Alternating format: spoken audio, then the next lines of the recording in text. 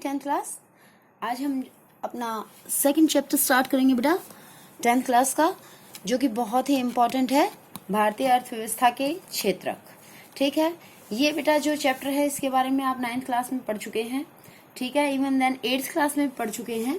इसके अंदर जो है हम और ज्यादा विस्तार पूर्वक जानेंगे। 8th क्लास में आप जितना सीख कर आए हैं उससे और थोड़ा ज्यादा इसके बारे में पढ़ेंगे। इनफैक्ट ये एक ऐसा लेसन है, इसके बारे में आपको मैं बताना चाहूंगी कि ये एक ऐसा लेसन है जो बेटा हर एक जो है इकोनॉमिक्स में ही नहीं बल्कि इसको जो है ज्योग्राफी में भी पढ़ा जाता है। ठीक है, आपने जैसे ज्योग्राफी में पढ़ा है पहले। ठीक है, अगर आप आगे 11th-12th के में जाते हैं और ज्योग्राफी एज ए सब्जेक्ट आप पढ़ते हैं आर्ट्स के अंडर, तो तब भी जो है आपको ये चैप्टर वहां पर भी आपको पूरी तरह से काम आएगा। इनफैक्ट ये एक ऐसा चैप्टर है बेटा जिसका संबंध जो है हमारे डेली लाइफ से भी है। ठीक है, तो देखते हैं हम इस चैप्टर में क्या क्या इंपॉर्टेंट चीजें हैं, क्या क्या कॉन्सेप्ट्स जो है समझाने की कोशिश की गई है। देखो, सबसे पहला जो चीज है ये आप देखिए कि हमारी जो बुक है एनसीईआरटी, उसको जो है बहुत सारे लोगों ने मिलकर के बनाया है। तो इसमें जो भी कुछ दिखाया जाता है, जो भी कुछ होता है, हर चीज का एक मोटिव होता है। ठीक है, जैसे हमारा फर्स्ट पेज है, हमारा फर्स्ट पेज पर ही दिखाए गए हैं बहुत सारे चित्र दिखाए गए हैं। ठीक है, ये सभी चित्र क्या डिनोट कर रहे हैं बेटा, ये सब क्या दिखाने की कोशिश की गई है, इनके माध्यम से दिखाने की कोशिश की गई है कि जो हमारा चैप्टर है भारतीय अर्थव्यवस्था के क्षेत्रक, इसके अंतर्गत जो है कौन कौन से क्षेत्रों की बात करेंगे हम। जैसे कि आप बच्चे जानते हैं प्राथमिक, द्वितीयक और तृतीयक क्षेत्र होते हैं।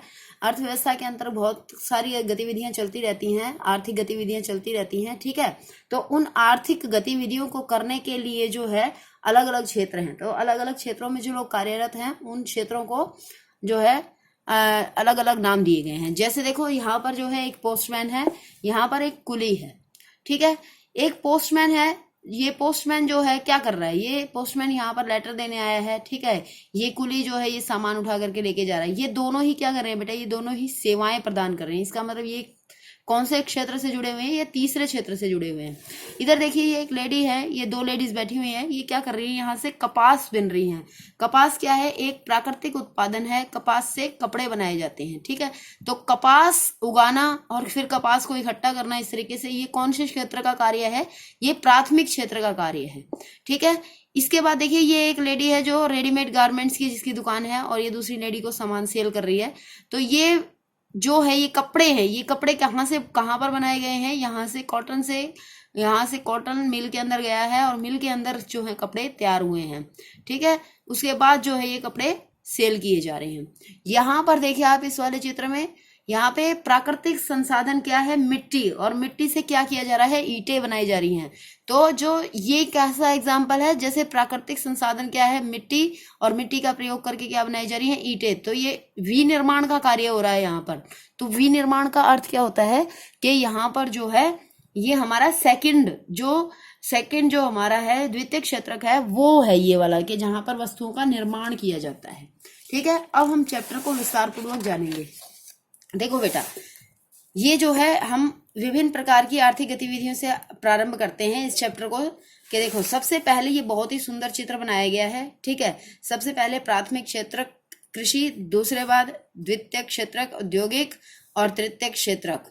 ठीक है, ये सब दिखाया गया है। ध्यान से देखो बेटे, ये यहाँ पर जो है ज्यादातर ये जो है ये ऐसी चीजें दिखाई गई हैं जिसमें जो है कृषि से संबंधित है। यहाँ पे गायें बनाई गई है, तो दूध का काम हो गया, गाय भैंस, ये सब चीजें जो है ये डेयरी उत्पादन का काम होता है यहाँ पर। इसके बाद देखो कोल यानी कि माइनिंग, जो खाने खुदाई वगैरह का काम होता है यहाँ पे। ठीक है, उसके बाद वन वृक्ष, ये सब चीजें जो हैं जो हमें वनों से प्राप्त होती है, लकड़ी, वो सारी चीजें कहाँ पर आती हैं, वो प्राथमिक क्षेत्र के अंतर्गत आती हैं। ठीक है, जब हम जो है प्राकृतिक संसाधनों का उपयोग करके किसी वस्तु का उत्पादन कर लेते हैं तो उसे हम क्या कहते हैं, प्राकृतिक क्षेत्रक कहते हैं। ठीक है, जो प्राथमिक क्षेत्रक कहते हैं इसको। जब हम प्राकृतिक संसाधनों, ये सब क्या है, हमारे प्राकृतिक संसाधन है। ठीक है, ये मनुष्य ने जो है इनको उगाया है, ये प्रकृति से हमें उगाए गए हैं, हमारे द्वारा प्रकृति में उगाए गए हैं। ठीक है, तो उसके बाद ये हमें मिले, ये जानवर जो है ये प्रकृति ने दिए हैं। ठीक है, इनसे दूध ले रहे हैं हम। तो यहाँ पर जो है इस प्रकार से डेयरी उत्पादन में हम पशुओं की जैविक प्रक्रिया एवं चारा आदि की उपलब्धता पर निर्भर करते हैं। ये यहाँ पर कहाँ से एग्जाम्पल आएगा इसका, कि देखो ये सब जो है यहाँ पर आप ये डेफिनेशन के प्राकृतिक क्षेत्र से आप क्या समझते हैं, तो यहाँ से आप लिखेंगे कि जब हम प्राकृतिक संसाधनों का उपयोग करके किसी वस्तु का उत्पादन करते हैं तो उसे प्राकृतिक क्षेत्र की गतिविधि कहा जाता है। ठीक है, प्राथमिक क्षेत्र की गतिविधि कहा जाता है। तो इसमें इसके बाद फिर आप सीधा एग्जाम्पल डाल देंगे इसके अंदर के कृषि, डेयरी, मत्स्यन और वनों से प्राप्त जो भी चीजें होती हैं उन्हें हम क्या कहते हैं, प्राथमिक क्षेत्र के अंतर्गत रखते हैं। देखो प्राथमिक क्षेत्र को हम जो है कृषि एवं सहायक क्षेत्र भी कहते हैं। क्यों? क्योंकि बेटा इसमें ज्यादातर चीजें जो है वो कृषि क्षेत्र से संबंधित है। कृषि यहाँ पर जो है, जैसे मान लीजिए एक बिस्किट का एग्जाम्पल हम ले लेते हैं। ठीक है, अगर बिस्किट अगर हम बनाना चाहते हैं तो बिस्किट के लिए आटा चाहिए। ठीक है, आटा कहाँ से आएगा? आटा आएगा खेत से। गेहूं से आटा निकलेगा तो गेहूं कहाँ से मिलेगा? हमें खेत से मिलेगा। ठीक है, तो इस तरीके से आप अपने दिमाग से थोड़ा सा प्रयोग करके सोच सकते हो। अगर मान लीजिए हमें तेल चाहिए तो तेल के लिए हमें क्या करना पड़ेगा? तिलहन, यानी कि तेल, चाहे सरसों का तेल है, चाहे नारियल का तेल है, किसी भी चीज का तेल है, तो उसके पहले हमें उसके लिए हमें पहले उसकी कृषि करनी पड़ेगी, उसके बाद हमें वो चीज मिलेगी। तो कहीं ना कहीं ये क्या हो गया, हमारा सबसे पहला प्राथमिक क्षेत्र किससे संबंधित हो गया? कृषि से संबंधित हो गया। इसीलिए हम इसको बेटे क्या कह रहे हैं? इसको हम कृषि एवं सहायक क्षेत्र कह रहे हैं। ठीक है, तो ये चीजें आपको ध्यान में रखनी है। ये हो गया हमारा प्राथमिक क्षेत्रक। उसके बाद द्वितीयक क्षेत्रक, या फिर ये देखिए क्या लिखा गया यहाँ पर, औद्योगिक क्षेत्रक। क्योंकि यहाँ पर क्या होता है, यहाँ पर जो है ज्यादातर वस्तुओं को विनिर्मित किया जाता है। देखो लिखा हुआ है यहाँ पर, विनिर्मित वस्तुएं उत्पादित करता है। विनिर्मित यानी कि निर्माण करता है। जैसे ये देख लीजिए यहाँ पे कुछ सारी चीजें बनी है। ये शर्ट है, ये शर्ट कहाँ पर बनाई जाती है? उद्योगों में बनाई जाती है। कपड़े कहाँ बनते हैं? उद्योगों में बनते हैं। और उन कपड़ों के लिए कच्चा माल कहाँ से मिलता है? कृषि से मिलता है, यानी कि प्राथमिक क्षेत्र से मिलता है। ठीक है, अगर हम बात करें, ये चेयर जैसे बना के दिखाई गई है, तो ये चेयर कहाँ से हमें मिलेगी? ये चेयर के लिए लकड़ी हमें कहाँ से मिलेगी? वनों से मिलेगी। ठीक है, तो प्राथमिक क्षेत्र है वन।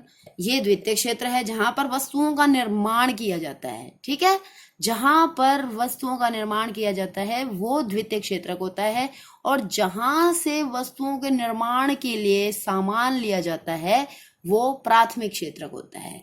ठीक है, देखो प्राथमिक क्षेत्र और द्वितीय क्षेत्र, और उसके बाद हम बात करते हैं तृतीय क्षेत्र की।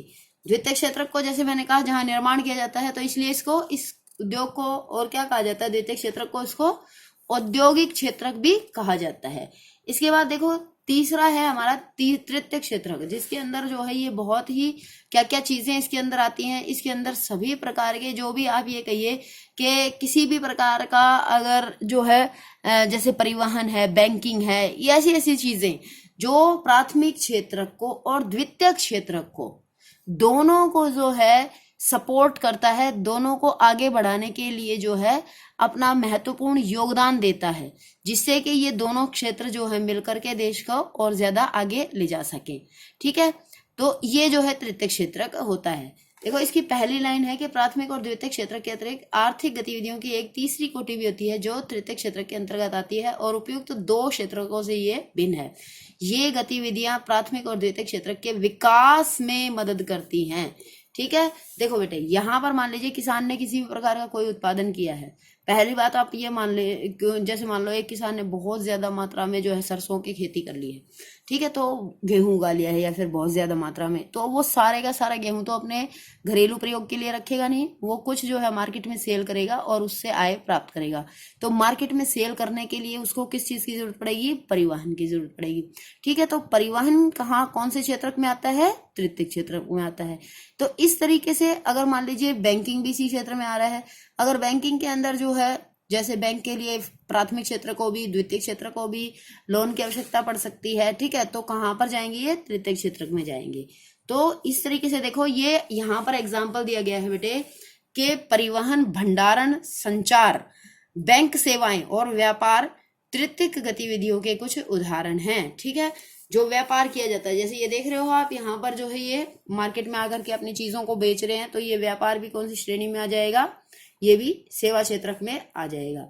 ये यहाँ पर मान लीजिए पेट्रोल पंप लगा रखा है, तो पेट्रोल पंप कौन सी श्रेणी में आ जाएगा? ये भी व्यापार में यानी कि सेवा क्षेत्र में आ जाएगा। तो चूंकि ये गतिविधियां वस्तुओं की बजाय सेवाओं का सृजन करती हैं। ठीक है, जैसे मान लीजिए आप एक ऑटो में बैठे हैं, ठीक है, आप अपने घर से ऑटो में बैठे स्कूल आने के लिए, ठीक है, तो आपने ऑटो वाले को से ऑटो खरीदी है या आपने उसको किराया दिया है? सीधी सी बात है, आपने उसको किराया दिया है, ठीक है, तो आपने उसको किराया दिया और उसने आपको आपके डेस्टिनेशन पर, आपकी जगह पर छोड़ दिया जहां आप जाना चाह रहे थे, स्कूल से घर या घर से स्कूल, ठीक है। तो इस तरीके से जो है उसने आपको क्या प्रदान की, उसने आपको सेवा प्रदान की। जैसे एक डॉक्टर है, डॉक्टर के आप पास जाते हैं और तो डॉक्टर आपको दवाई देता है, बदले में आप उसे पैसे देते हैं, ठीक है, तो वो क्या है, वो एक सेवा क्षेत्र के अंदर आएगा, डॉक्टर के द्वारा दी गई सेवाएं। तो कोई भी सेवाएं जो हैं, किसी भी क्षेत्र से जो भी सेवाएं मिलती हैं, तो वो सेवाएं सभी क्या कहलाती हैं, वो सेवा क्षेत्र के अंतर्गत आती हैं, ठीक है। इस तरीके से होता है। देखो, वर्तमान समय में सूचना प्रौद्योगिकी पर आधारित कुछ नवीन सेवाएं जैसे internet cafe, ATM booth, call centre, software company इत्यादि भी महत्वपूर्ण हो गई हैं। ये सब भी क्या है बेटा, ये देखो यहाँ पर दे रखा है कि शिक्षकों, डॉक्टरों, धोबी, नाई, मोची एवं वकील जैसे व्यक्तिगत सेवाएं उपलब्ध कराने वाले और प्रशासनिक एवं लेखाकरण कार्य करने वाले लोगों की आवश्यकता होती है। तो ये सब के सब कौन से क्षेत्र में है, ये सब सेवा क्षेत्र में आते हैं, ठीक है, हो गया क्लियर। तो अब देखो नेक्स्ट, अब ये एक आपके इसमें बुक में एग्जाम्पल देकर के बताने की कोशिश की है कि आर्थिक गतिविधियों के उदाहरण, कि किस तरीके से आर्थिक गतिविधियां जो हैं एक दूसरे के साथ क्या हैं, ये एक दूसरे पर निर्भर हैं, ठीक है। जैसे मैंने आपको यहाँ पर भी बताया है कि अगर एक किसान ने बहुत ज्यादा गेहूं उगा लिया है, तो वो बहुत सारे गेहूं अपने पास अपने यूज के लिए नहीं रखेगा, बल्कि वो मार्केट में सेल भी करके आएगा, ठीक है। अगर यहाँ पर किसी व्यापारी ने बिस्किट की फैक्ट्री लगा रखी है, तो उसको गेहूं कहाँ से मिलेगा, उसको गेहूं यहाँ से मिलेगा, प्राथमिक क्षेत्र से, ठीक है। अगर व्यापारी जो है, अगर कृषि अगर मान लीजिए किसान को जो है मंडी में अपना सामान पहुंचाना है, तो वो कहाँ से मदद लेगा, तृतीय क्षेत्र से। इसी प्रकार से विनिर्माण, वस्तुओं का विनिर्माण हो गया, उसके बाद उसे मार्केट में पहुंचाना है सेल के लिए, तो वो किसका, यहाँ पर परिवहन का यानी कि तृतीय क्षेत्र का प्रयोग करेगा। जो भी ये तीनों के तीनों क्षेत्र क्या है बेटा, आपस में इंटरकनेक्ट हैं, आपस में ये जुड़े हुए हैं। ये यहाँ पर जो बड़ा एग्जाम्पल दिया गया है वो इसी चीज का है। आप जब इसको ध्यान से पढ़ लेंगे तो आपको पता लग जाएगा कि सभी क्षेत्र किस प्रकार से एक दूसरे के साथ जुड़े हुए हैं, ठीक है। इसके बाद आप जो है इसको ध्यान से देख लीजिए और इसको आप थोड़ी सी देर के लिए पॉज करके और ये आप लिख लेंगे, ताकि जो है अपना इसमें ज्यादा टाइम वेस्ट ना हो। इसके बाद बेटा ये नीचे जो है इसको भी आप जो है थोड़ी देर रोक करके और इसको आप देख लेंगे ध्यान से कि अलग अलग जो है प्राथमिक, द्वितीयक और तृतीयक क्षेत्रों के कार्य अलग अलग दिए गए हैं, और इनमें से आपको निकालना है, छांटना है कि कौन सा कार्य प्रथम क्षेत्र का है, कौन सा द्वितीयक का है, कौन सा तृतीयक का है। आप चाहें तो पहले अपने बुक में जो है अपने आप से करने की कोशिश कर सकते हैं, और अगर आपको जो है मुश्किल लगे तो आप थोड़ी देर जो है वीडियो को पॉज करके और फिर आप इसको आराम से देख करके कर सकते हैं, ठीक है बेटा। ये यहाँ पर जो है इस तरीके से आपका कंप्लीट होता है प्राथमिक, द्वितीयक और तृतीयक क्षेत्र। ये बहुत बहुत इंपॉर्टेंट क्वेश्चन है, मैक्सिमम टाइम एग्जाम्स में आता ही आता है, ठीक है।